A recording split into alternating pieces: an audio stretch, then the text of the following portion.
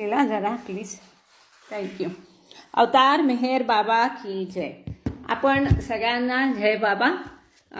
मेहर बाबांचे अध्यात्मपर लेख आणि संदेश ह्या पुस्तकाचा भाग 2 आपण सुरू केला आहे. त्यातलं पहिलं प्रकरण ज्ञानप्राप्तीचे मनोरम मार्ग गेल्या वेळेला आपण बघितलं.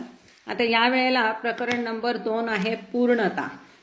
हे प्रकरण तसं छोटं आहे, पण हे संपून आपण नवीन प्रकरण सुरू करण्याऐवजी आज 53वी अमरतिथी आहे बाबांची. बाबांनी आपला फिजिकल बॉडी ठेवून आज 53 वर्ष झाली. 53वी अमरतिथी, 52 वर्ष पूर्ण झाली. तर आपण थोडंसं त्याबद्दल सुद्धा इन शॉर्ट आपला अनुभव थोडे शेअर करूया. आणि आज ते काही तिथे आता जी परिस्थितीमध्ये चालू आहे त्याबद्दल बघूया. केतकी, नलिनी ताईंचा माईक बंद करता येईल का तुला? जय बाबा केतकी. जय बाबा. इतरांना पण आवाजाचा डिस्टर्बन्स होतोय का? लहान मुलाचा आवाज येतोय? जय, हा ना. नलिनी ताई तुमचा माईक जरा बंद करा ना प्लीज. नलिनी ताई. केतकी नाही आहे का? ड्राईव्ह करते वाटतं. ठीक आहे, आपण सुरू करूया. जय बाबा. कुणीतरी एक चॅटमध्ये पण टाकून द्या. नलिनी ताईंचं बहुतेक हे नाही आहे लक्ष, त्यामुळे त्यांना बहुतेक ऐकायला नाही गेलेलं. जय बाबा. थँक्यू नलिनी ताई. प्रकरण 2 पूर्णता. खूप छान, खूप सुंदर, इंटरेस्टिंग प्रकरण, फार महत्त्वाचं आहे. कशा पद्धतीने बाबा एक एक गोष्टी स्पष्ट करतात. इथलं पॅरेग्राफचं, पहिल्या पॅरेग्राफचं हेडिंग आहे पूर्णतेचे 2 प्रकार. पूर्णतेचे स्पष्ट ज्ञान करून घेण्याकरता तिचे 2 भाग करावे लागतात. जसं आपण बघितलं माया आहे, चांगले वाईट आहे, त्यात पण बाबांनी अशा पद्धतीनं स्पष्टीकरण केलं होतं की ही पूर्णता जर समजून घ्यायची असेल की पूर्णता काय आहे, तर त्याचे 2 भाग करावे लागतील असं बाबा सांगतात. पहिला भाग आहे द्वैतातीत जाणीवेच्या परात्पर स्थितीचा आंतरिक अनुभव देणारी आध्यात्मिक पूर्णावस्था. द्वैतातीत जाणीव म्हणजे अद्वैताची जाणीव आणि जो परात्पर परब्रह्म अवस्था आहे त्या स्थितीचा आंतरिक अनुभव, थेरॉटिकल नाही, परात्पर परब्रह्म स्थितीचा, परात्पर स्थितीचा, अद्वैत स्थितीचा आंतरिक अनुभव देणारी आध्यात्मिक पूर्ण अवस्था म्हणजे पूर्णता. हा पूर्णतेचा एक भाग.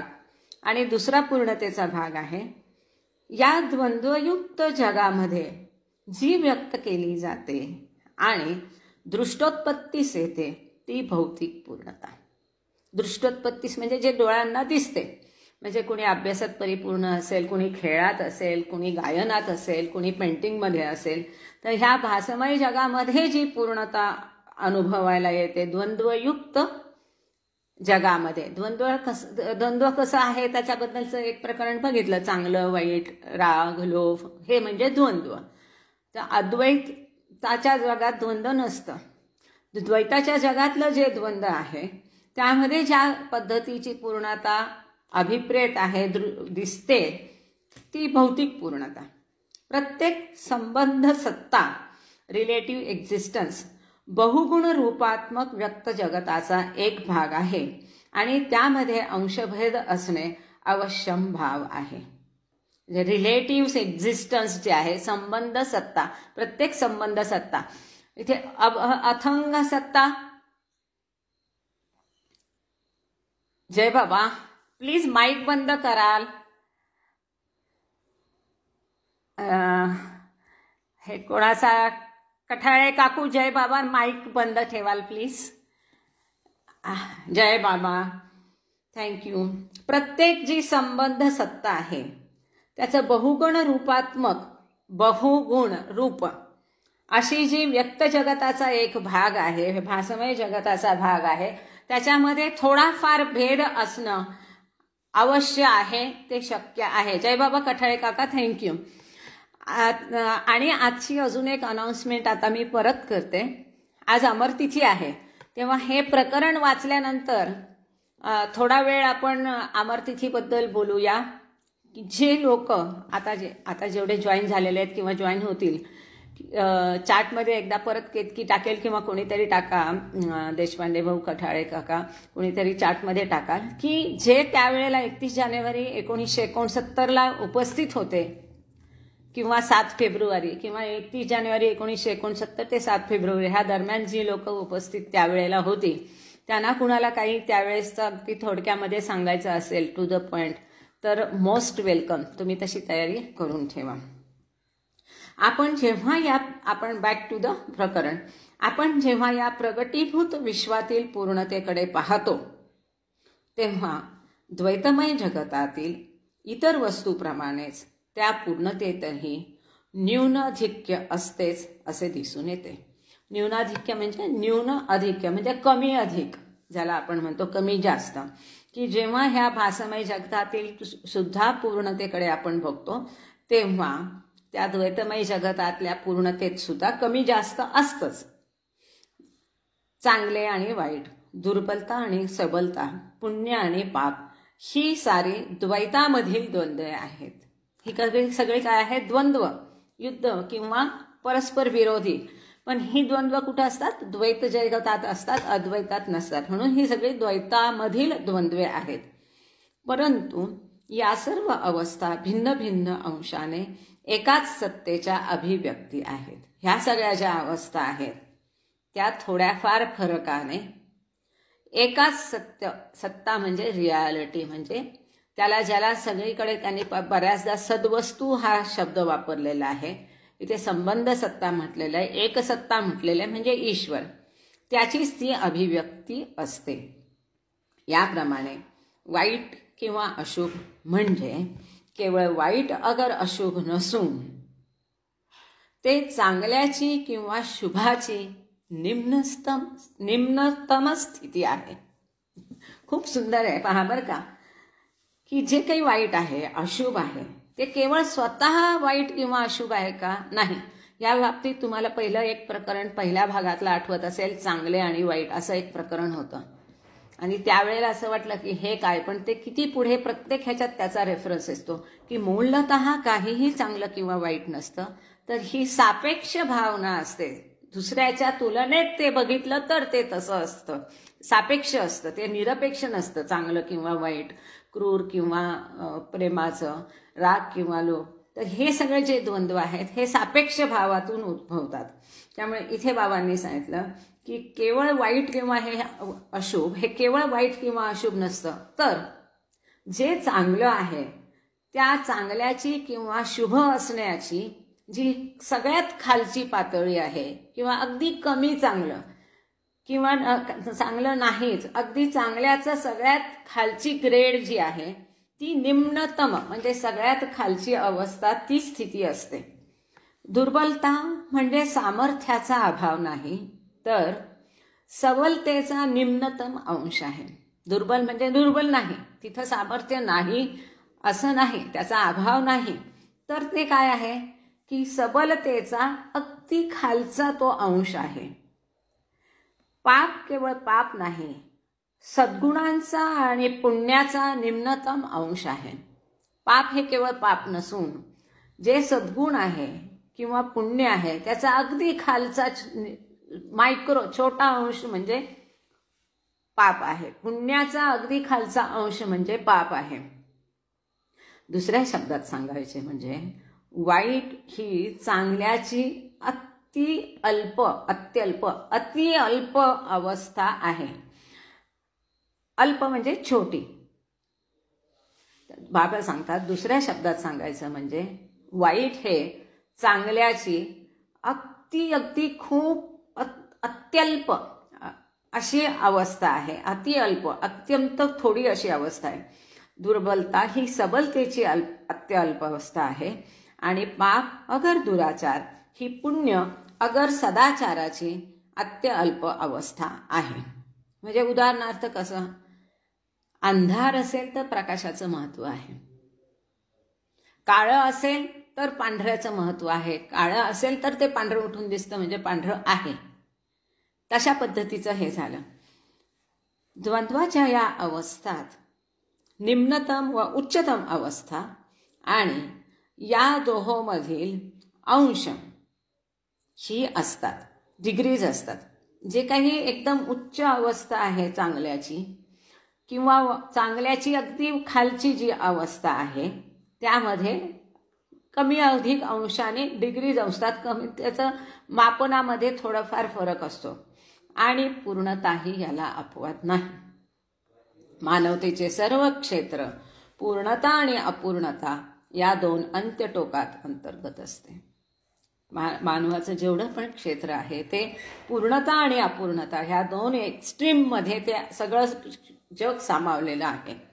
आणि पूर्णता आणि अपूर्णता या दोहोतही वैषम्य, अन्योन्य संबंध, अन्योन्य संबंध म्हणजे इंटर रिलेशनशिप, आपसातले संबंध आणि तुलना यांना जागा असते. जी पूर्णता आणि अपूर्णता आहे त्याच्यामध्ये सुद्धा एकमेकांशी जे संबंध आहे, तुलना आहे, ह्याला जागा असते. म्हणजे ही कशी अंशात्मक पूर्णता असते. म्हणून द्वैताच्या राज्यातील पूर्णता म्हणजे सापेक्ष पूर्णता असते. हे जे द्वैताचं किंवा भासमय जग आहे, या जगातली जी पूर्णता आहे ती सापेक्ष किंवा अंशात्मक अशी पूर्णता असते. ती अपूर्णतेच्या तुलनेतली पूर्णता असते, ती निखळ पूर्णता नसते. आणि अपूर्णतेच्या तुलनात्मक दृष्टीने पाहिले तरच आपणास सापेक्ष पूर्णता म्हणजे त्याच्या अपेक्षेत, त्याच्या तुलनेत सापेक्ष पूर्णता ही पूर्णतेसारखी भासेल. म्हणजे जे अपूर्ण आहे त्याच्या तुलनेत जर त्याला बघितलं तरच ती पूर्णता आहे असं जाणवेल. अदरवाईज ती अपूर्णताच आहे, पण अपूर्णतेची उच्चतम स्थिती आहे. हे कुठे? द्वैताच्या साम्राज्यात, ह्या भासमय जगामध्ये ते आहे. पुढचा पॅरेग्राफ आहे पान नंबर 21 वर आपण आहोत. आध्यात्मिक पूर्णता उत्तमतेहून भिन्न समजली पाहिजे. जी आध्यात्मिक पूर्णता आहे ती वेगळी आहे. जे उत्तम आहे या जगात, ह्या भासमय जगात, या भौतिक जगात या दृष्टीने जे उत्तम आहे त्यापेक्षा आध्यात्मिक पूर्णता वेगळी आहे. द्वैतविषयक पूर्णता म्हणजे कोणत्याही एखाद्या गुणाची किंवा योग्यतेची उत्तमता होय. काय सुंदर सुंदर अगदी वाक्य आहेत ना. ह्या द्वैतमय भासमय जगातली जी पूर्णता म्हणता येते, आता समजा लता मंगेशकरचं गाणं म्हटलं, पूर्णता आहे तरी ती संपूर्ण परिपूर्णता आहे का? त्यातही त्याला आणखीन पुष्कळ वेगवेगळ्या गोष्टी आहेत. तर द्वैतविषयक पूर्णता म्हणजे कोणत्याही एखाद्या गुणाची किंवा योग्यतेची उत्तमता होय. एखादा गुण आहे, त्यात गायनाचा गुण आहे, तिथे पेंटिंग किंवा सायन्स ह्याची पूर्णता आहे का? नाही. कोणत्या तरी एका गुणाची ती पूर्णता आहे, एक्सलन्स आहे. आणि या प्रकारात एका बाबतीतील पूर्णतेत दुसऱ्या बाबतीतील पूर्णता समाविष्ट होऊ शकत नाही.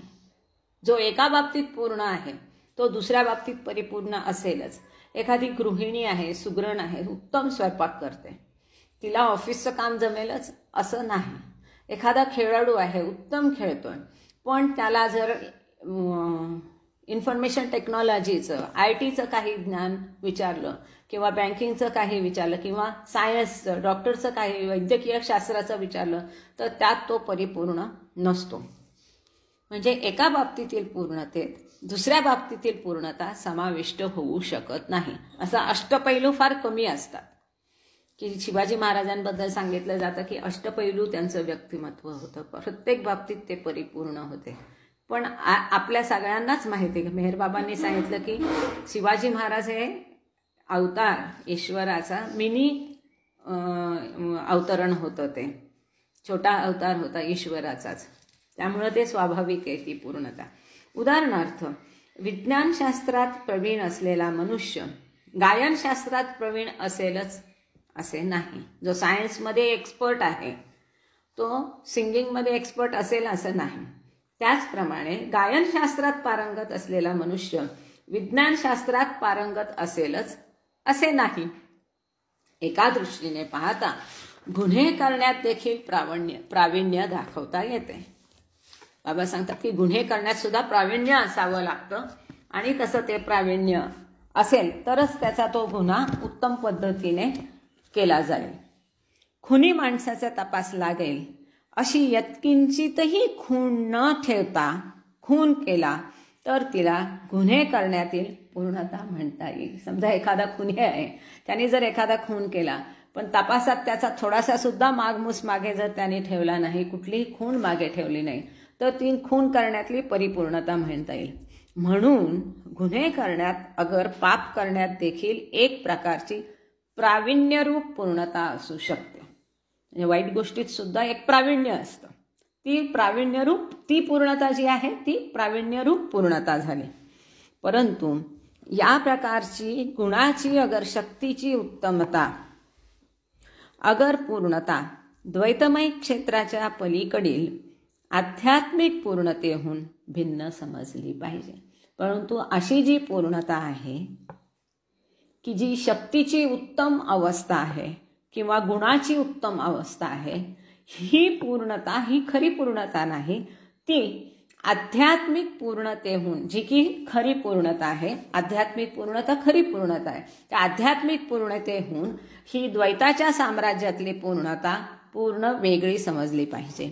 द्वैताच्या सृष्टीतील कोणत्याही प्रकारचे प्रावीण्य अगर उत्तमता बुद्धीच्या कक्षेमध्ये अंतर्गत आहे.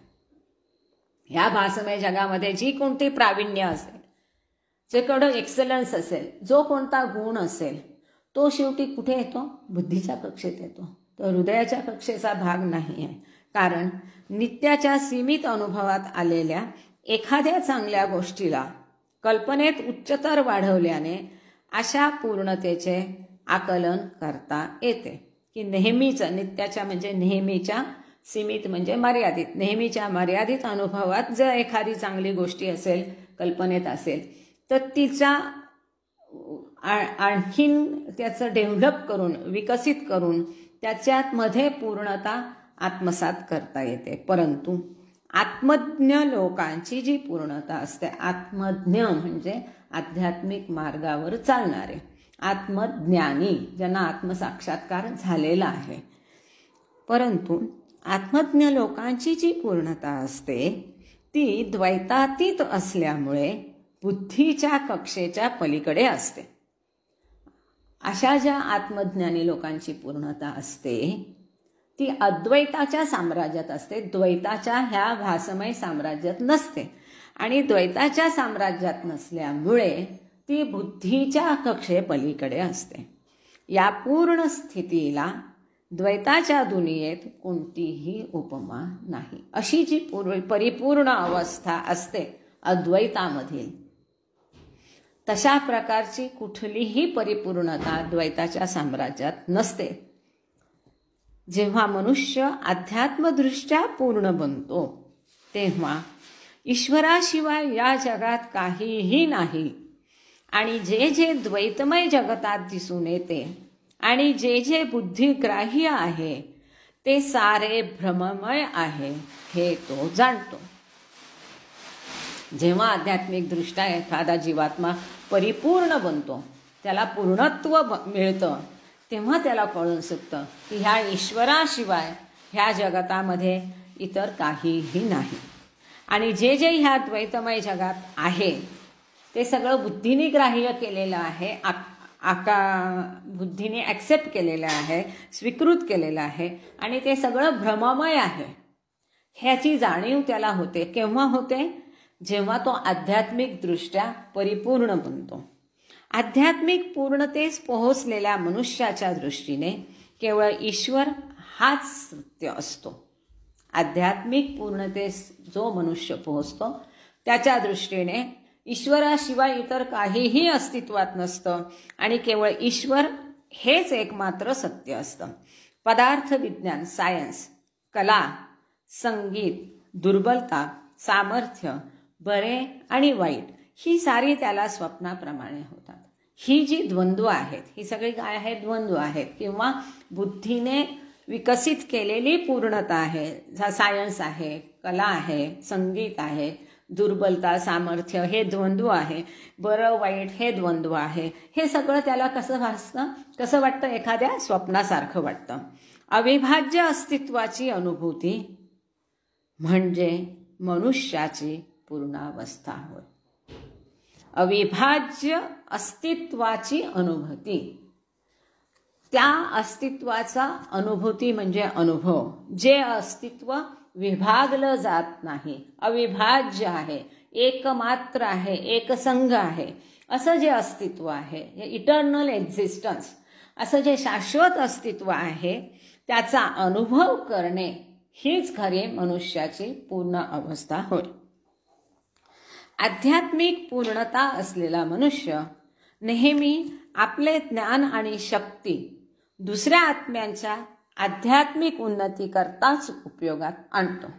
ज्याला आध्यात्मिक पूर्णता प्राप्त झालेली आहे असा मनुष्य आपलं ज्ञान आणि आपली शक्ती दुसऱ्यांच्या उपयोगासाठी, त्यांच्या फायद्यासाठी, त्यांच्या प्रगतीसाठी, आध्यात्मिक प्रगतीसाठीच तो वापरतो. ह्या पॅरेग्राफचं नाव आहे पान नंबर 23. आध्यात्मिक पूर्णतेत सर्व प्रकारची उत्तमता सुप्त अवस्थेत अंतर्हित असते. जी आध्यात्मिक पूर्णता आहे त्याच्यात काय असतं? एक्सलन्स असतो, उत्तमपणा, सगळ्या प्रकारची उत्तमता त्याच्यामध्ये सुप्तावस्थेत, निद्रित अवस्थेत, झाकलेल्या अवस्थेत, प्रकट नसलेली अप्रकट अवस्थेत अशी अंतर्हित म्हणजे समाविष्ट असते. त्याचे दुसऱ्याविषयीचे ज्ञान कुणाचे? ज्याला आध्यात्मिक उन्नती पूर्णता प्राप्त झालेली आहे अशा मनुष्याचे दुसऱ्याविषयीचे ज्ञान त्यांच्या बाह्य रूपावर अगर त्यांच्या म्हणण्यावर अवलंबून नसते. तिथे तुम्ही बाह्य रूप कसं आहे, तुम्ही कसे दिसता, कसे बोलता, कसे कपडे घातलेत किंवा काय वागता, कुठली स्टेटस आहे, कुठली पोझिशन आहे, ह्याला त्याच्या दृष्टीनं काहीही महत्त्व नसतं. विचार प्रथम उद्भवतो आणि त्याची शब्दमय अभिव्यक्ती नंतर येते. परंतु इतरांचे मनोव्यापार त्याला प्रत्यक्षपणे दिसत असल्यामुळे त्याला विचारांच्या अभिव्यक्तीसाठी थांबावे लागत नाही. इथं काय होतं? पहिल्यांदा विचार उद्भवतो कुणाच्याही मनात आणि मग शब्दरूप येतं त्या विचारांना. बऱ्याचदा असतं स्टॅगरिंगवाल्या लोकांना डॉक्टर सांगतात की यांची बुद्धी प्रचंड वेगाने चालते, तितक्या वेगाने जीभ किंवा हे ॲक्सेप्ट नाही करत ते विचार एक्सप्रेस करायला, आणि म्हणून त्यांचं स्टॅगरिंग बऱ्याच लोकांचं असतं. तर आधी विचार उद्भवतो आणि नंतर तो विचार शब्दातून व्यक्त होतो. परंतु जो आध्यात्मिक मार्गात प्रगत आहे, ज्याला पूर्णतः आध्यात्मिक प्राप्त झालेली आहे, त्याला इतरांच्या मनात काय चाललेलं आहे ते समजतं, कळतं. मनोव्यापार, इतरांच्या मनाचे व्यापार जे आहेत, विचार जे आहेत, त्याला प्रत्यक्षपणे दिसत असल्यामुळे त्याला विचारांच्या अभिव्यक्तीसाठी थांबावे लागत नाही. समोरच्यांनी सांगायची गरज नसते, त्याच्या आधीच त्याला ते कळलेलं असतं. हे मौनाचं रहस्य आहे की बाबांच्या मौनाचं हे रहस्य आहे की तिथे बोलण्याच्या अभिव्यक्तीची व्यक्त होण्याची गरज नाही किंवा तुम्ही तिथे बोलायची गरज नाही. किती जण सांगतात की बाबांच्या दर्शनाला गेल्यानंतर वाटायचंच नाही की बाबा मौन आहे. इतक्या प्रभावीपणे बाबा कम्युनिकेट मौन असताना सुद्धा करायचे की ज्याला तो विचार सांगायचा आहे त्याला ते बरोबर कळायचं की बाबा काय विचारतायत ते न बोलताना. माझे आई वडील सांगतात की कधी जाणवलं नाही की बाबा मौन आहेत. जसं की एकदा वडील गेले तर बाबांनी त्यांना विचारलं की बडे तू वाढदिवस माझा कसा केलास ते इतरांना सांग. आता ह्यात कुठेही त्यांनी हे केलं नाही, तर येरेश काकांनी ते सांगण्याआधीच वडिलांना कळलं की बाबा काय म्हणू इच्छित आहेत ते. म्हणजे की खूप जणांचा हा अनुभव आहे की इथे त्याला व्यक्त होण्यासाठी शब्दांची गरज नसते, शब्दांची आवश्यकता त्याला नसतेच. त्याची इच्छा असल्यास कोणत्याही गोष्टीच्या अभिव्यक्ती पूर्वी देखील तो ती जाणू शकतो. किती बाबा विचारायचे ना, काय चाललंय तुझ्या मनात सांग, आणि त्यांच्या मंडळींना बोलायला लावायचे की त्यांच्या बाबांना तर माहिती असायचं, पण तो विचार मोठ्याने प्रगट केल्यानंतर त्याचं मन भरकटू नये अशी पण त्यामागची त्यांची इच्छा असायची, आणि त्याद्वारे त्यांचे संस्कार कमी करणं, नष्ट करणं हाही भाग होता. तर कोणत्याही अभिव्यक्तीपूर्वी देखील तो ती जाणू शकतो, परंतु आध्यात्मिकदृष्ट्या त्याची जरुरी असेल तरच तो असे करतो. त्याचप्रमाणे म्हणजे त्यांना सगळ्यांचं मनाचे विचार कळतात, सगळ्या गोष्टी कळतात, आणि त्या त्यांच्याजवळ बोलायची गरज नसते. परंतु जेव्हा आध्यात्मिकदृष्ट्या गरज असेल तरच त्या ह्या अशा स्किलचा किंवा गोष्टींचा ते वापर करतात, वापर केला जातो. त्याचप्रमाणे एखाद्या गोष्टीत विशेष प्रावीण्य मिळवणे आवश्यक असेल तर तो सहज मिळवू शकतो. कुठल्याही गोष्टीत जे प्रावीण्य आहे, हा जरी द्वैतमय जगतामध्ये बुद्धीचा भाग असेल तरी आध्यात्मिक पूर्णता ज्याला प्राप्त झालेली आहे तो कुठल्याही गोष्टीत प्रावीण्य मिळवू शकतो. कारण ह्या पॅरेग्राफचं हेडिंगच आहे की आध्यात्मिक पूर्णतेमध्ये इतर सगळं सामावलेलं आहे. ह्या द्वैतमय जगतामधलं जे उत्तम आहे ते सगळं तिथे सुप्तावस्थेत असतंच. त्यामुळे ज्याला आध्यात्मिक पूर्णता प्राप्त झालेली आहे त्याला इतर गोष्टीत प्रावीण्य मिळवणं सहज शक्य असतं, पण ते आवश्यक असेल तरच तो ते मिळवतो. कृष्ण आध्यात्मिकदृष्ट्या पूर्ण होता. बाबा इथे सांगतात कृष्णाबद्दल की कृष्ण हा आध्यात्मिकदृष्ट्या पूर्ण होता. कृष्ण पण एक अवतार होता, आपण जाणतो, आणि तो इतर सर्व बाबतीतही पूर्ण होता. जर त्याला आवश्यक वाटले असते तर मद्यपी, पापी, धूर्त, ठग, अगरखुनी इत्यादी रूपातही तो म्हणजे कृष्ण आपली कुशलता दाखवू शकला असता. परंतु तसं जर त्याने केलं असतं तर त्यामुळे जगाला धक्का बसला असता, कारण ईश्वर आहे. तर ईश्वर हे असा इतका परिपूर्ण ठग, परिपूर्ण धूर्त, परिपूर्ण खुनी, परिपूर्ण पापी कसा असू शकतो, हे जगाला स्वीकृत झालं नसतं. जरी तो सर्व बाबतीत निपुण होता तरी ते नैपुण्य प्रगट करणे त्याच्या आध्यात्मिक जीवन कार्याकरता आवश्यक नव्हते. बाबा सांगतात कृष्ण परिपूर्ण होता, निपुण होता अनेक गोष्टींमध्ये, तरी ही निपुणता प्रगट करणं त्याच्या आध्यात्मिक जे जीवन कार्य होतं त्याच्यासाठी आवश्यक नव्हतं. त्यामुळे त्यांनी ते केलेलं नाही. दुसऱ्या आत्म्यांची आध्यात्मिक उन्नती करण्याकरता ज्या जीवन पद्धतीचा अवलंब करणे आवश्यक असेल अशा कोणत्याही प्रकारच्या जीवन पद्धतीत आध्यात्मिक पूर्णता प्राप्त झालेले आत्मे आपले प्रावीण्य प्रगट करू शकतात. ज्या जीवन पद्धतीमध्ये दुसऱ्या आत्म्याची आध्यात्मिक उन्नती करण्याकरता इतरांची आध्यात्मिक प्रगती साधून देण्यासाठी ज्या पद्धतीचं जीवनक्रम अवलंब करणं जरुरी आहे अशा कोणत्याही जीवन पद्धती ते ॲक्सेप्ट करतात. आध्यात्मिक पूर्णता प्राप्त झालेले आत्मे आपले प्रावीण्य प्रगट करू शकतात. परंतु केवळ त्या बाबतीतील आपले नैपुण्य दाखवायचे म्हणून ते तसे करत नाही. एखादा गायक आहे, तो कार्यक्रम करतो, जुगलबंदी करतो, वेगवेगळे आलाप घेतो, ताना घेतो, हे सगळं तो कशासाठी करतो? एक कला म्हणून करतो, इतरांना आनंद व्हावा हे म्हणून करतो. तसंच त्याला दाखवून द्यायचं असतं की मी हा राग डेव्हलप केलाय, की माझी ह्याच्यात निपुणता आहे, मी समेवर कसा सुंदर पद्धतीने येतो, मी तान कशी सुंदर घेतो, हे जे त्याचं स्वतःचं जे नैपुण्य आहे ते त्याला इतरांना दाखवायचं असतं. पण तसं आध्यात्मिक पूर्णता प्राप्त झालेल्या मनुष्याच्या बाबतीत नसतं. केवळ आपलं नैपुण्य दाखवायचं म्हणून तो असं काहीही करत नाही. आध्यात्मिक जरुरी असेल तरच ते आपल्या कर्मकौशल्याचा उपयोग करतात, केवळ दुसऱ्यांचे कुतूहल पुरवण्याकरता करत नाही. आपल्या या गुणोत्कर्षाचा व कार्यक्षमतेचा उपयोग करताना ते अनासक्त राहतात. जेव्हा असं ते गुणांचं प्रदर्शन करतात, त्याचा उपयोग करतात, अशी जी त्यांची कार्यक्षमता आहे, नैपुण्य आहे, गुणांचा उत्कर्ष आहे, त्यांचा उपयोग करताना त्यात ते कधी आसक्त होत नाही, ते अनासक्त राहतात. त्यांना फक्त त्याचं कार्य आहे, ते कार्य साधण्यापुरतंच ते केलं जातं. बाकी त्यांना त्याच्याबद्दल आसक्ती नसते, मोह नसतो. त्यांना स्वतःचं नैपुण्य दाखवायचं नसतं, नाव मिळवायचं नसतं. ज्याप्रमाणे हातमोजे घातलेला, खूप छान उदाहरण दिलं बाबांनी, ज्याप्रमाणे हातमोजे घातलेला मनुष्य हात खराब होऊ न देता मातीला स्पर्श करू शकतो, त्याचप्रमाणे आध्यात्मिकदृष्ट्या पूर्ण झालेला मनुष्य भौतिक जगतातील कार्य त्यात बद्ध न होता करू शकतो. आता तुम्ही बघितलं असेल बऱ्याचदा की ते सफाईचं वगैरे काम करतात, हँड ग्लोव्ज घालतात, किंवा कलर करताना पार्लरवाले हँड ग्लोव्ज घालतात. तुम्ही स्वतः हँड ग्लोव्ज, कुणी कलर करत असेल तर हँड ग्लोव्ज वापरतात. एकदा तुम्ही हातमोजे वापरले तर बाहेरचं जी काही घाण आहे, रंग आहे, काय आहे ते तुमच्या हाताला लागतं का? अजिबात लागत नाही.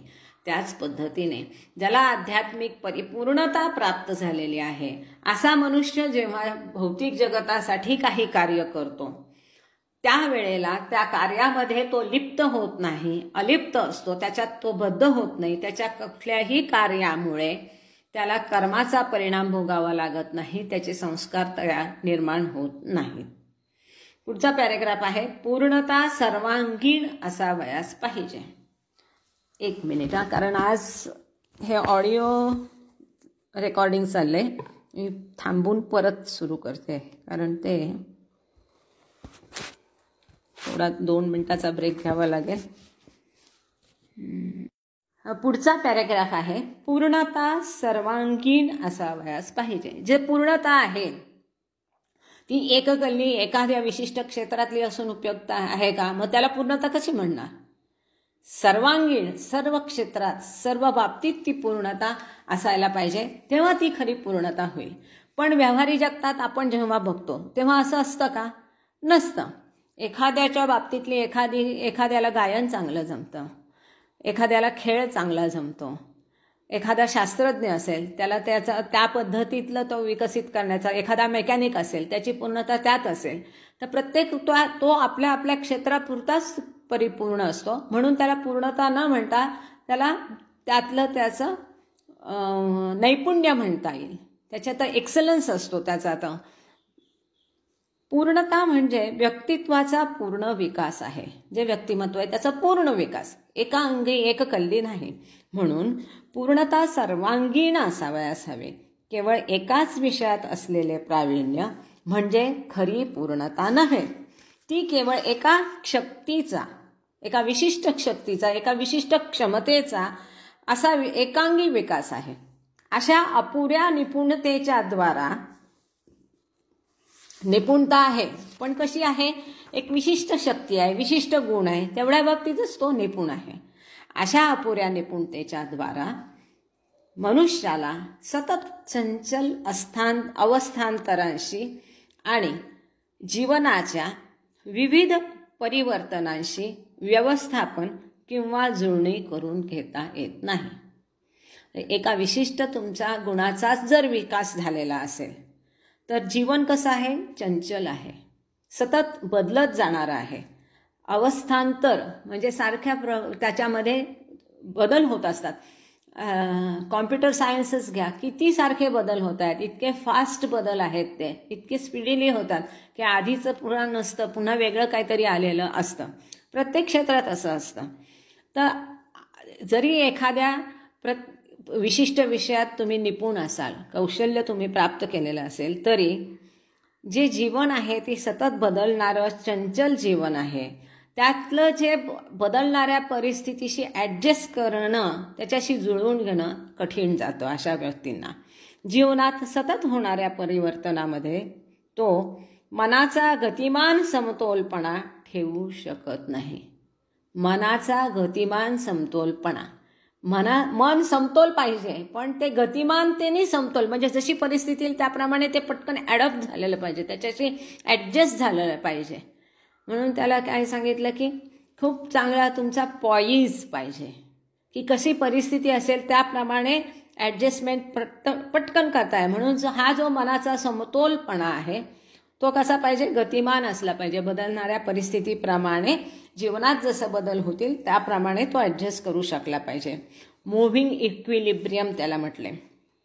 ज्या शक्तींचा उत्कर्ष त्याच्या ठिकाणी झाला असेल त्यांच्या अभिव्यक्तीला अवसर मिळेल अशी निसर्गतःच त्याला परिस्थिती प्राप्त झाली तर तो तात्पुरता सुखी असतो. ज्या शक्तींचा, ज्या गुणांचा विकास त्याच्या जागी झाला असेल त्यांना व्यक्त करणं, त्यांना दाखवण्याची संधी जर त्याला उपलब्ध झाली तरच तो सुखी होतो. तितका पुरताच तो सुखी होता. एखादा नट आहे, त्याला सिनेमा मिळत गेले किंवा त्याला नाटक मिळत गेले आणि त्याप्रमाणे तो काम करत गेला तर ते काम मिळालं तरच तो सुखी असतो. एकदा जर तो नट म्हातारा झाला किंवा नटी आणि किंवा जसं आहे रंगभूमीचा विषय संपला किंवा आता पॅन्डेमिकमध्ये 2 वर्ष झाले, काही लाईव्ह कन्सर्ट्स, म्युझिकचे कन्सर्ट, शास्त्रोक्त गायनाचे समारंभ काही होत नाही आहे सध्या. मग अशा वेळेला तो मनुष्य कसा खचून जातो. मग आपण काय म्हणतो, त्याला डिप्रेशन आलं. आणि विश्वाबरोबर समस्वर असल्याचा आनंद त्याला मिळतो जेव्हा त्याच्या मनासारखी परिस्थिती उद्भवते त्यावेळेला, जेव्हा त्याच्या गुणांना वाव मिळतो त्यावेळेला. परंतु ज्या ठिकाणी त्याची क्रियाक्षमता अनुपयुक्त आहे म्हणजे उपयुक्त नाही, जिथे त्याचे गुणांची उपयुक्तता नाही असे प्रतिकूल वातावरण जर त्याला मिळाले तर विफलतेची भावना उत्पन्न होऊन त्याच्या मनाचा तोल जातो. म्हणून सर्वांगीण पूर्णता म्हणजेच खरी पूर्णता आहे. म्हणजे इथे पुन्हा Baba has tried to bring us to the point की ह्या विश्वातली, द्वैतमय विश्वातली जी पूर्णता आहे ती पूर्णता खरी पूर्णता नाही. ती एकांगी आहे, सापेक्ष आहे. कोणत्या एका विशिष्ट गुणांचा तुमचा विकास झालेला आहे. तुम्ही एकाच बाबतीत पारंगत आहात, सर्व बाबतीत पारंगत नाही. तुमचा सर्वांगीण विकास झालेला नाही आणि त्यामुळे त्या गुणांना जर वाव असेल तर तुम्ही आनंदी असता. त्या गुणांना वाव नाही मिळाला तर तुम्ही डिप्रेस होता, विफलतेची भावना तुम्हाला येते. आणि म्हणून सर्वांगीण पूर्णता पाहिजे आणि अशी सर्वांगीण पूर्णता हीच खरी पूर्णता आहे. जर सर्वांगीण पूर्णता नसेल तर इट इज ओनली एक्सलन्स, नैपुण्य आहे ते, पण ती पूर्णता म्हणता येणार नाही. पुढचा पॅरेग्राफ आहे, खूप इंटरेस्टिंग आहे, सुंदर आहे, मस्त आहे. शक्यतो मी सोप्या भाषेत वाचेल, मध्ये काही बोलणार नाही कारण त्याचा एक सुंदर फ्लो आहे त्या भाषेचा. पान नंबर 25 आणि पॅरेग्राफचं नाव आहे पूर्णावस्था द्वंद्वामधून व्यक्त होते आणि ती द्वंद्वातीतही आहे. ही पूर्ण अवस्था जी आहे ती द्वंद्वातून उत्पन्न होते आणि तरीही ती द्वंद्वाच्या पलीकडे आहे. याचा अर्थ असा की पूर्णता द्वंद्वाच्या पलीकडे असली. आपण आधीच पाहिलं द्वंद्व म्हणजे काय, खरं खोटं, बरं वाईट, चांगलं वाईट, राग लोभ क्रोध, हे सगळे जे द्वंद्वमय परिस्थिती ती. याचा अर्थ असा की पूर्णता द्वंद्वाच्या पलीकडे जरी असली तरी सर्व द्वंद्वांचा तिच्यात समावेश होतो. पूर्णता ही द्वंद्वाच्या पलीकडे. आपण पहिल्यांदाच बघितलं की अद्वैताच्या राज्यात असलेली. मग अद्वैताचं राज्य कसं आहे, तिथे द्वंद्व नाही. म्हणजे द्वंद्व नसलेल्या अद्वैताच्या राज्यातली जी पूर्णता आहे ती खरी पूर्णता आहे.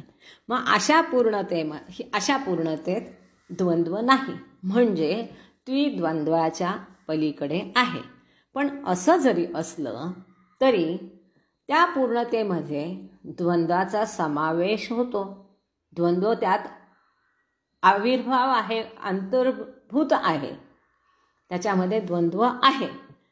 जर तुम्ही द्वंद्व सापेक्ष ठरीव प्रमाणाने पूर्णतेचे खरे यथार्थ आकलन करू पाहाल तर तुम्ही त्या पूर्णतेला सीमित करा.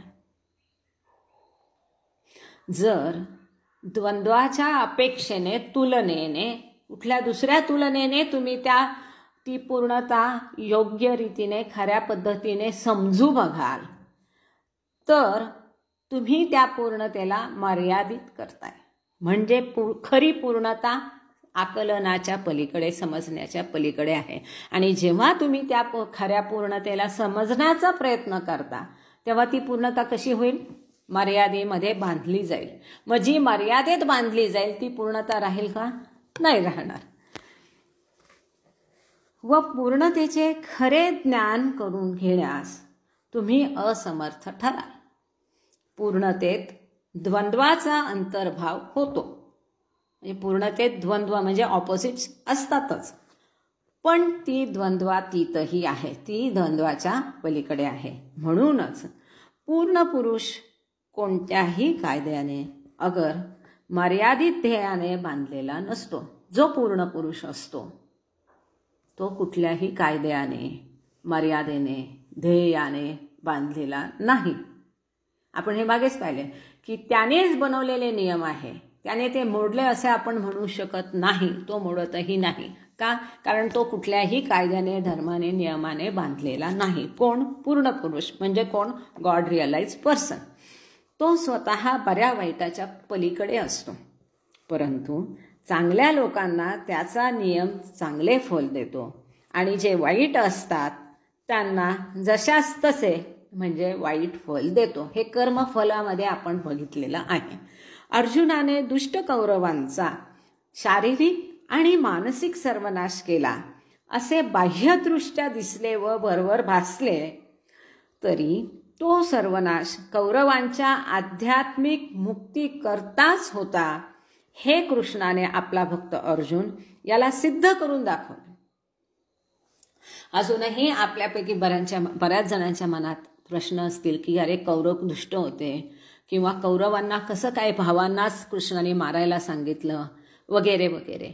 पण तसं करण्यामध्ये त्यांचा आध्यात्मिक विकास कसा साधला हे कृष्णाने अर्जुनाला सिद्ध करून दाखवलं आणि ते अर्जुनाला पटल्यानंतर मग अर्जुन त्या क्रियेसाठी पुढे सरसावला.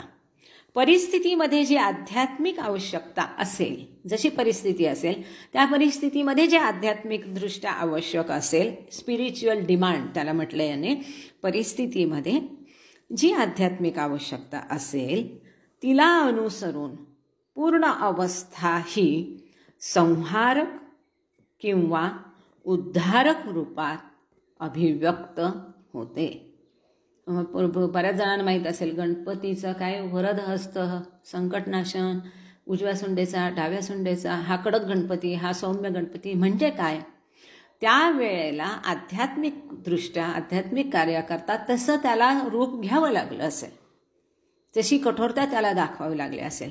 म्हणून पूर्ण अवस्थेमध्ये सुद्धा जेव्हा परिस्थिती डिमांड करते, जरूर असते, आध्यात्मिक आवश्यकता असते, त्या प्रकारे त्याला उद्धारक रूप दाखवावं लागतं किंवा संहारक रूपसुद्धा त्याला दाखवावं लागतं, व्यक्त होतं. पूर्ण पुरुषांचे हृदय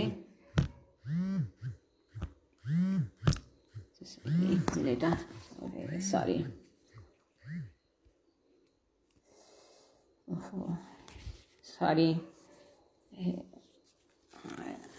ठीक आहे. जय बाबा, sorry for the disturbance. Call आला होता, डिस्कनेक्ट केला. पूर्ण पुरुषांचे हृदय लोण्याहून मऊ आणि पोलादाहून कठोर असते. जे पूर्ण पुरुष असतात त्यांचं हृदय हे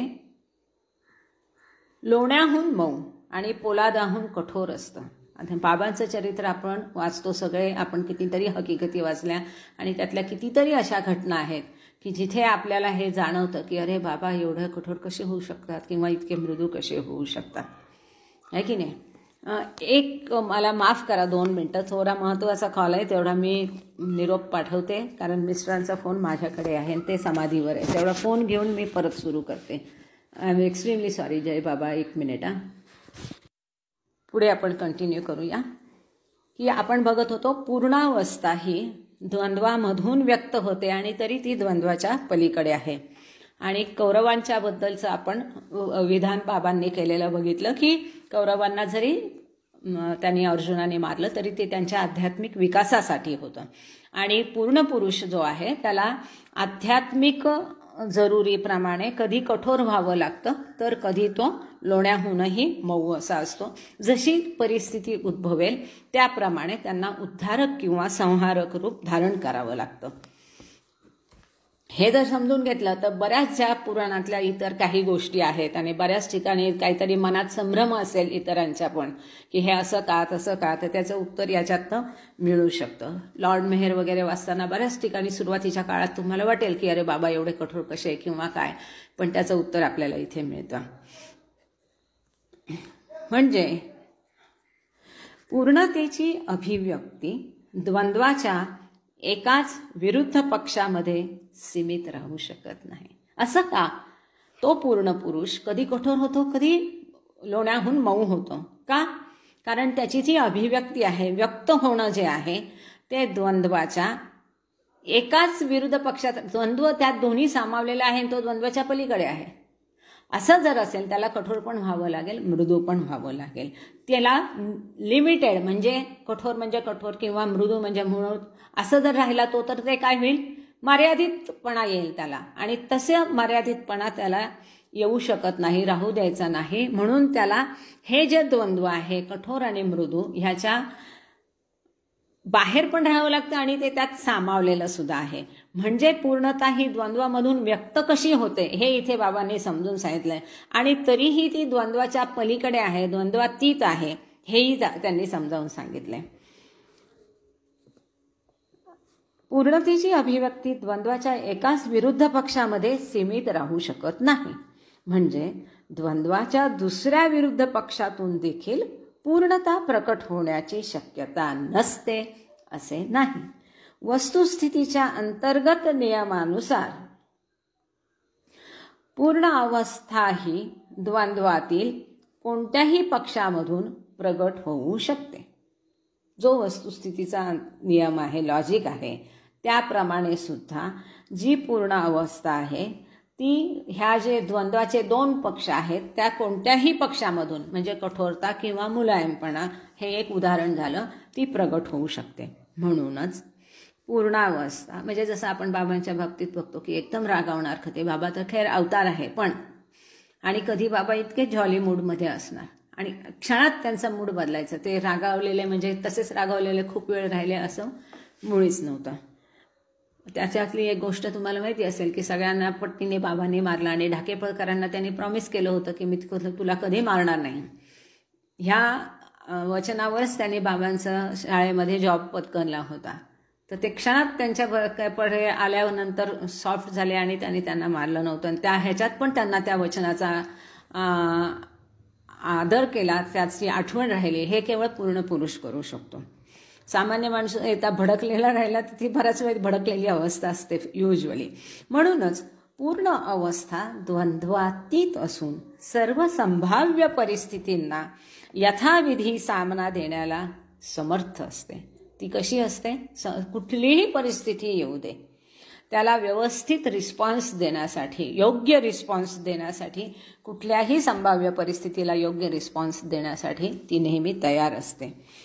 पूर्णावस्थेमध्ये सत्याचा केंद्रबिंदू न सुटता परिस्थितीमध्ये जरूर असलेले अनुवर्तन म्हणजे ॲडॉप्टॅबिलिटी, ती परिस्थितीशी म्हणतो ना की फार लवचिक आहे, ते लगेच ॲडॉप्ट करतो, त्या परिस्थितीशी अनुवर्तन शक्य होते. आणि सर्वांगीण पूर्णता प्राप्त न झालेला मनुष्य ज्या परिस्थितीत किंकर्तव्यमूढ बनेल अशाही निरनिराळ्या कठीण परिस्थितीत पूर्ण पुरुष अचल शांती ठेवून समस्वरतेचा व सुसंवादितेचा, हार्मनीचा अनुभव घेतो. अशी परिस्थिती आयुष्यात प्रत्येकाच्या येते की तिथे मनाचा तोल जाऊ शकतो. माणूस किंकर्तव्य मूढ होतो, काय करायचं त्याला कळत नाही, उमजत नाही, समजत नाही. पण अशा परिस्थितीतही पूर्ण पुरुष जो आहे, ज्याला पूर्णता प्राप्त झालेली असा पुरुष जो असतो, तो अशा चॅलेंजिंग परिस्थितीमध्ये सुद्धा, वेगवेगळ्या कठीण परिस्थितीमध्ये सुद्धा तो पूर्ण पुरुष अचल शांती ठेवतो आणि हार्मोनी ठेवतो, समस्वरतेचा अनुभव तो घेतो. पुढचा पॅरेग्राफ आहे, पूर्णता मनुष्याची परम उन्नत अवस्था आहे. आपण हा शेवटचा पॅरेग्राफवर पोहोचलेलो आहे, पान नंबर 26 आणि 27. कुणाला ह्याच्याबद्दल काही विचारायचं असेल, सांगायचं असेल, किंवा आता हे वाचण्यातनं जे काही सारांश रूपात्मक तुम्हाला उमजलंय ते शेअर करायचं असेल तर मोस्ट वेलकम. त्याचप्रमाणे आज अमरतिथी आहे, त्यामुळे आधीच असं सांगितलं की 31 जानेवारी 1969ला जे जे होते ह्या ग्रुपमधले, त्याला जर काही आठवत असेल तर त्यांनी 2 शब्द नक्की सांगावे. पुढचा पॅरेग्राफ. पूर्णता मनुष्याची परम उन्नत अवस्था आहे. कशी आहे पूर्णता? उन्नत, परम उन्नत, म्हणजे ह्याच्यापेक्षा पुढे आणि काही उन्नती होऊ शकत नाही. परमोच्च अवस्था उन्नतीची ती आहे. मानवी क्रिया द्वंद्वांनी परिमित असतात. आपण जे पण करतो ते सीमित असतं, मर्यादित असतं. पण कशाने मर्यादित असलेलं? ते द्वंद्व. आणि पूर्णता त्यांच्या पलीकडे आहे. पूर्णता द्वंद्वाच्या पलीकडे आहे. परंतु म्हणून पूर्णतेमध्ये काही मानुषी भाव नसतो अशी कल्पना करू नये. पुन्हा बाबांनी हेही सांगितलं की पूर्णता जरी द्वंद्वाच्या पलीकडे असली तरी पूर्णतेमध्ये काही मानुषी भाव किंवा ह्युमन टच नसतो असं नाही. सामान्य मनुष्य वास्तविकपणे दुःखी असतो, पण तो स्वतःला आणि इतरांना सुखी करण्याकरता, इथे पुस्तकात चुकून हसतो झालाय, मला वाटतं तो झटतो असा शब्द आहे. राजेंद्र निस्तानेंनी विशेषतः लक्ष द्यावं, कारण ते पुस्तक रिप्रिंट करतायत. सामान्य मनुष्य वास्तविकपणे दुःखी असतो, पण तो नेहमी स्वतःला आणि इतरांना सुखी करण्याकरता झटत असतो.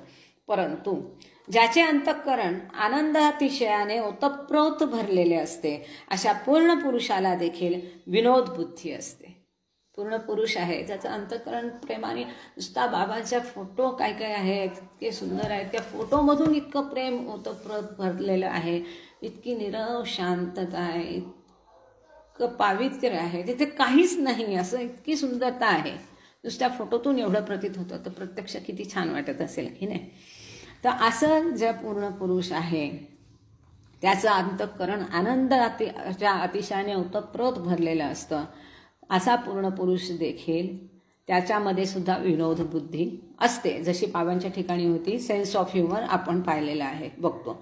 दुसऱ्या शब्दात सांगायचे म्हणजे पूर्णता ही अमानुष बनण्यात नसून अतिमानव बनण्यात खूप आहे. खूप महत्वाचं वाक्य. पूर्णता म्हणजे अमानुष बनायचं, कठोर बनायचं नाही, अतिमानव सुपर ह्युमन बनण्यामध्ये पूर्णता साचलेली आहे. मी हे परत वाचते. दुसऱ्या शब्दात सांगायचं म्हणजे पूर्णता ही अमानुष बनण्यात नसून अतिमानव किंवा सुपर ह्युमन बनण्यात आहे. मनुष्यामध्ये जे प्रच्छन्न विवेक असतो, मनुष्यामध्ये जो प्रच्छन्न विवेक असतो, रॅशनॅलिटी असते, त्याचा प्रकर्ष म्हणजे पूर्णता होय. जो विवेक आहे तुमच्यामध्ये, जी विवेक बुद्धी आहे, त्याचा उच्च बिंदू म्हणजे पूर्णता. पुढचा पॅरेग्राफ आहे. मनुष्याचे ईश्वर बनणे. अगर ईश्वराचे मनुष्य बनणे म्हणजेच पूर्णावस्था आहे. कसं बाबा हळूहळू स्टेप बाय स्टेप ते छोट्या छोट्या पॉईंटपर्यंत पासून महत्त्वाच्या मुद्द्यापर्यंत कसं घेऊन जातात हळूहळू बघा. आधी त्यांनी पूर्णतेचे प्रकार सांगितले, त्याचे भेद सांगितले, मग ती सापेक्ष कशी आहे, ती द्वंद्वातीत असून द्वंद्वाच्या पलीकडे कशी आहे, द्वंद्वाच्या पलीकडे असून त्यात द्वंद्व कसं सामावलेलं आहे, सगळं सांगितल्यानंतर आध्यात्मिक पूर्णता म्हणजेच खरी पूर्णता हे कायम बाबा सांगतात. आणि आता शेवटी शेवटचा पॅरेग्राफ जो परमोच्च बिंदू आहे की मनुष्याचे ईश्वर बनणे किंवा ईश्वराचे मनुष्य बनणे म्हणजेच पूर्णावस्था होय. ईश्वराचे ईश्वरी स्थितीत राहणे म्हणजे पूर्णता नव्हे. का? टिफिन लेक्चरमध्ये बाबांनी त्याला बेभान भगवान शब्द वापरलाय. ऐसा भगवान, असा ईश्वर की ज्याला स्वतःचं भान नाही, असा ईश्वर तुमच्या काय कामाचा, जो परात्पर स्थितीमध्ये आहे, की ज्याला स्वतःचं आणि ह्या सृष्टीचं भान नाही आहे, असा ईश्वर त्याला म्हटलंय. म्हणून बाबा इथे म्हणतात की ईश्वराचे ईश्वरी स्थितीत राहणे म्हणजे पूर्णत्व नव्हे. मनुष्याचे मानवी स्थितीत राहणे ही पूर्णता नव्हे. मनुष्य जेव्हा ईश्वर बनतो किंवा ईश्वर मनुष्य बनतो, मनुष्य जेव्हा ईश्वर बनतो म्हणजे कोणती अवस्था? ईश्वर साक्षात्कार पुरुष, गॉड रिअलाइज सोल किंवा सद्गुरू, म्हणजे मनुष्य ईश्वर बनला. आणि ईश्वर मनुष्य बनतो म्हणजे काय? अवतार. तेव्हाच पूर्ण स्थिती सिद्ध होते. मर्यादित मनुष्याला आपल्या ससीमतेची जाणीव असते. मर्यादित जो माणूस आहे आपल्यासारखा, त्याला आपल्या मर्यादितेची जाणीव असते व म्हणून तो अपूर्ण आहे हे उघड आहे.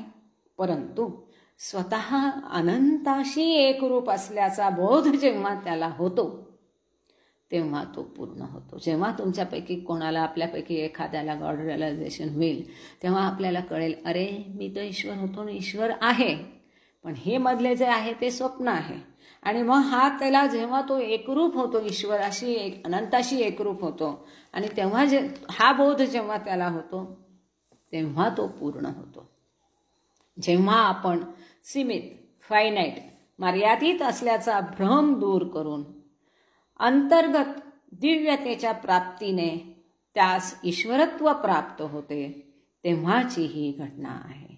अनंत म्हणजे जे शांताचे विरोधी आहे, शांतापासून दूर आहे आणि अवश्यतः शांताशिवाय दुसरेच आहे असे मानले तर शांतात आणि शांतामधून स्वतःचे प्रतिष्ठापन करण्यास असमर्थ ठरलेले ते अनंत वस्तुतः सीमितच होते. शांत अनंत, मागच्या प्रकरणात आपण हे खूप छान पद्धतीने बघितलेले आहे. शांताच्या विरोधी अनंत आहे, की त्या शांतापासून आपण वेगळं आहे, दुसरं आहे असं जर मानलं तर त्या शांतामध्ये अनंताचं प्रतिष्ठापना करण्यास असमर्थ होईल. दुसऱ्या शब्दात सांगायचं म्हणजे अशा अनंतास पूर्ण म्हणता येणार नाही.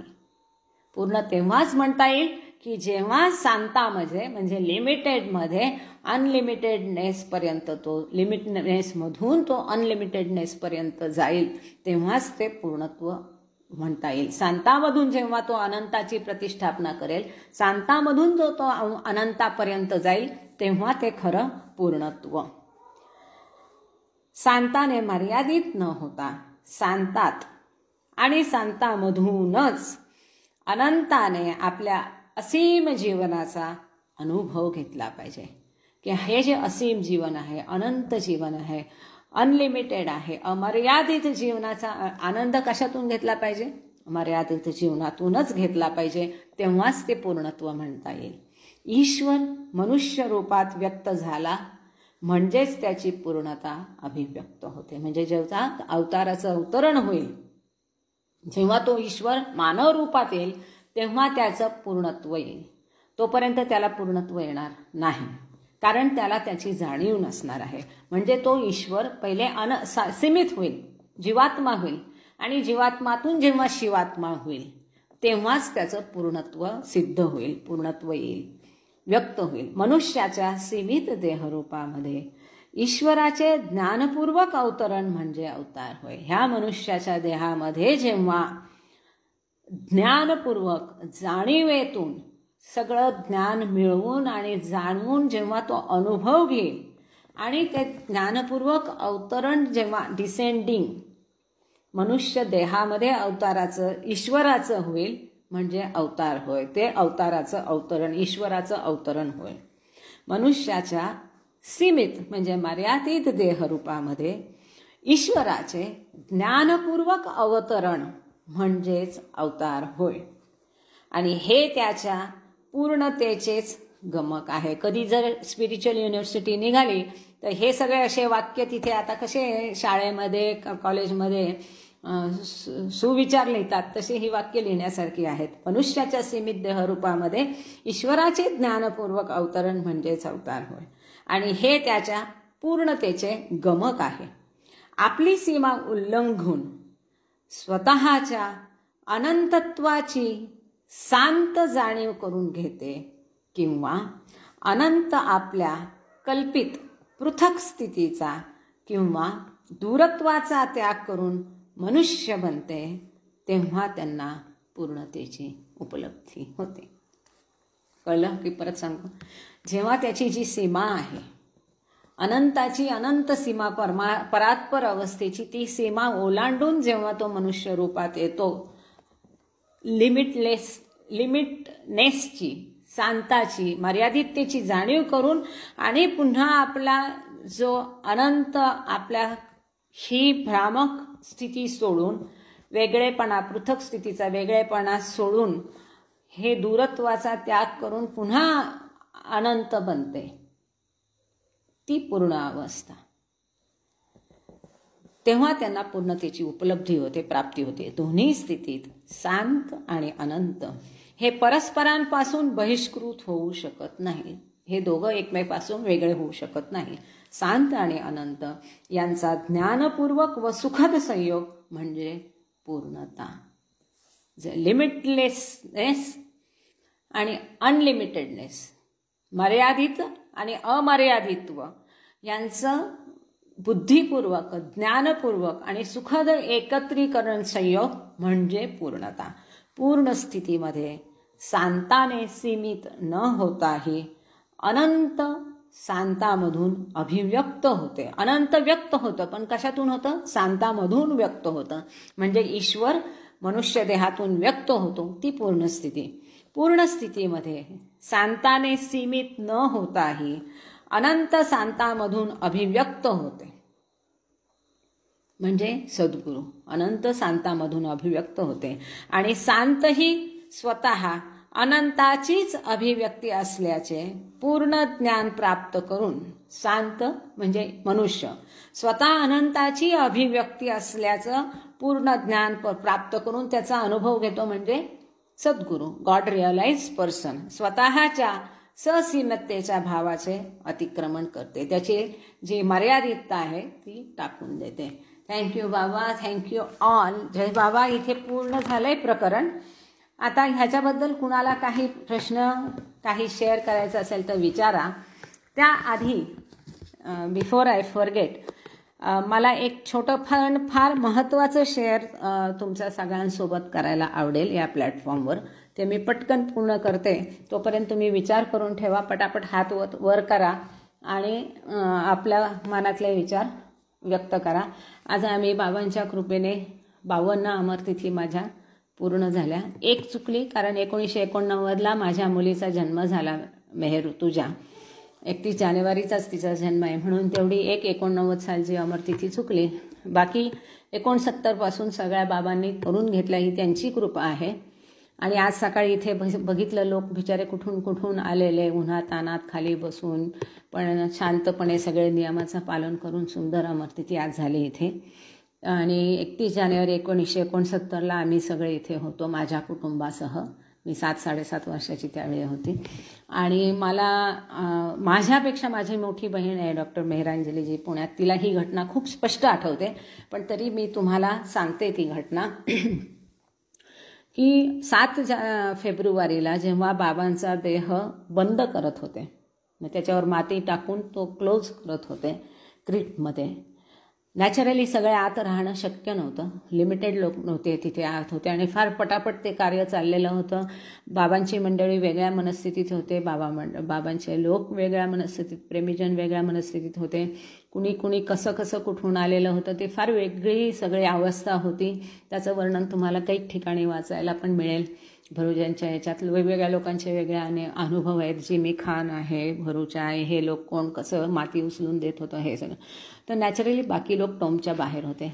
मी आणि माझी परिवार आणि माझ्या आईची मैत्रीण बाहेती म्हणून त्यांचं नाव आहे, त्यांचा मुलगा आहे अजूनही, त्यांनीही हे बघितलं आहे. आत्ता परवाच तो येऊन गेला हैदराबादवरनं आईवडिलांना भेटायला, नंदू बाहेती म्हणून, तोही होता त्यावेळेला. तर जसं त्यावेळेसची पद्धत होती की बाबांकडे चाललो की आपण सगळं चला इतरांनाही घेऊन जायचो, गाडीभर लोक इतर सोबत.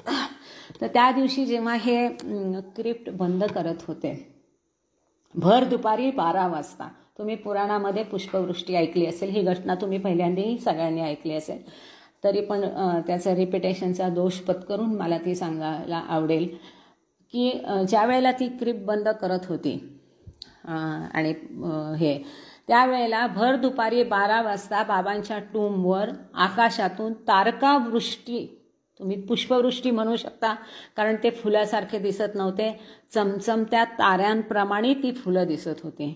त्यामुळे आकाशातून ते एखादी समजा फार मोठं टोपली, एकदम मोठी टोपली जर घेतली आणि एकदम ताऱ्यांनी भरून वरनं फटकन एकाच वेळेस टाकले तर कसं दिसेल? मी सांगायचा प्रयत्न करते, I don't know whether I am able to express. तर अशी सगळी ती तारका फुलं येऊन टोमवर पडत होती भर दुपारी 12 वाजता. ते इतकं सुंदर दृश्य होतं, पण ते टोमला स्पर्श करताच ते अदृश्य होत होतं. आणि हे सगळ्यात आधी बघितलं ते नंदूची आई म्हणजे बाहे ती बाई आईची मैत्रीण त्यांनी बघितलं आणि मग त्या आईला म्हणाल्या की अंजूची आई वरती बघा लवकर. आणि मग आम्ही सगळ्यांनी बघितलं आणि आजूबाजूला जेवढे लोक होते त्यांनी बघितलं.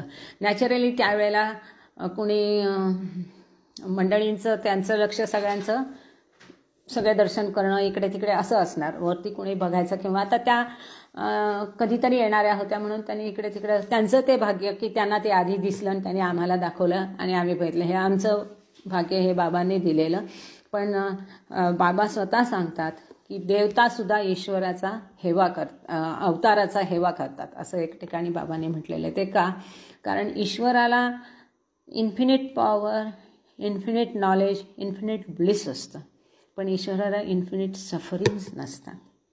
आणि अवताराला ह्या सगळ्यासोबत इन्फिनिट सफरिंगसुद्धा असतात. आणि प्रत्यक्ष अवतार आता जसं आपण बघितलं की अनंतामधून तो मनुष्याच्या देहामध्ये स्वतःला लिमिट करून घेतो आणि त्याच्या कामाला येतो, म्हणून ती अवस्था मोठी आहे. आणि म्हणून ते अशी आणि तारकावृष्टी बाबांच्या समाधीवर झाली असावी हे माझं इंटरप्रिटेशन आहे. पण ती झाली ही हकीकत आहे. अनफॉर्च्युनेटली काही त्यावेळेला तसंही कॅमेरा किंवा हे नव्हतं किंवा करण्याचं कधी सुचलं नाही. पण ती लोक बघितलेलं दृश्य बघितलेले लोक आज हयात आहेत. माझी बहीणही आहे डॉक्टर बेहराजंजली, तिचं वय 63 वर्ष आज, ती आहे पुण्यामध्ये. ती पण हे छान तिला आठवतं आणखीनही माझ्यापेक्षाही. तर ही एक घटना तुमच्या सगळ्यांशी शेअर करायची होती. थँक्यू. जय बाबा. कोण बोलते पुढे?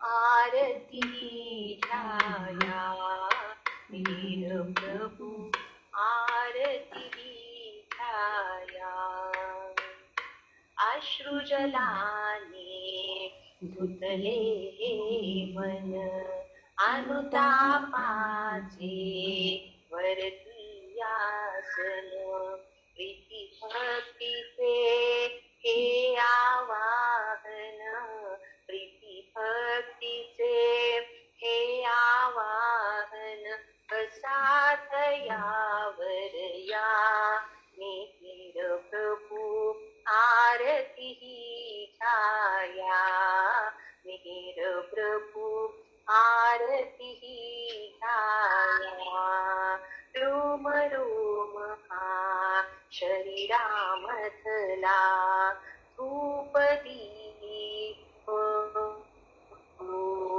ऊन उजळला अवघे जीवन नैवेद्याला अवघे जीवन नैवेद्याला अर्पण ही काया मिहिर प्रभु आरती छाया मिहिर प्रभु आरती छाया काय मागू तू एक मागतो तरी परंतु तुझी कृपा छाया मिहिर प्रभु आरती छाया मिहिर प्रभु आरती छाया शब्द पांगळे अपुरे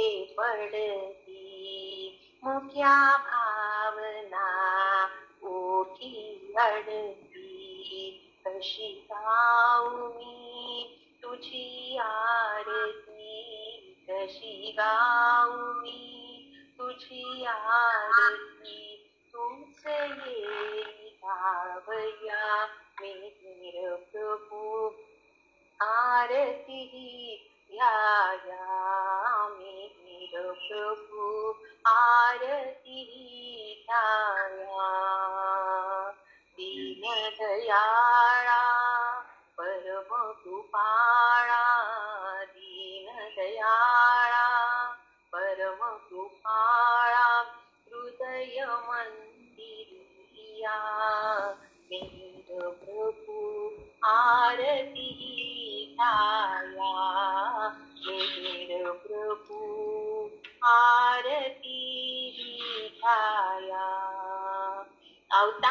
बाबा